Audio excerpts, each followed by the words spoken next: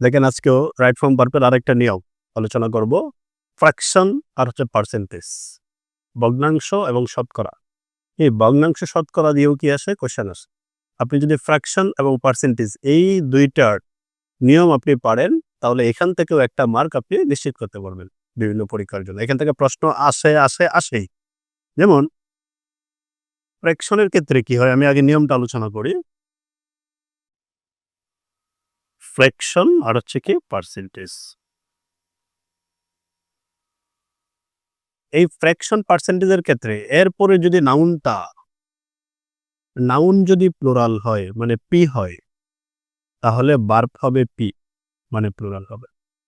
খেয়াল রাখতে হবে। ফ্র্যাকশনের পরের যে নাউন থাকবে ওই নাউনটা যদি প্লুরাল হয়, পি মানে হচ্ছে প্লুরাল, আর এরপরে নাউনটা যদি সিঙ্গুলার হয়, সিঙ্গুলার মানে এস, ভার্ব হচ্ছে সিঙ্গুলার, তাহলে আপনারা সহজেই এই ৩টা কোয়েশ্চেনে আনসার করতে পারবেন। এই ৩টাও কি বিভিন্ন পরীক্ষায় আসা প্রশ্ন। 2/3 অফ চিলড্রেন, এই চিলড্রেন শব্দটা প্লুরাল, তাহলে ভার্ব কি হবে? প্লুরাল। বি এর প্লুরাল কি? আর 20% অফ দ্য আনসার, এই অ্যান্সার হবে সিঙ্গুলার, তাহলে ভার্ব কি হবে? সিঙ্গুলার। 2/3 অফ দ্য ওয়ার্ক, এই ওয়ার্ক হচ্ছে সিঙ্গুলার, তাই এখানে ভার্ব কি হবে? সিঙ্গুলার। এখানে আছে হ্যাভ, হ্যাভের সিঙ্গুলার হচ্ছে হ্যাজ।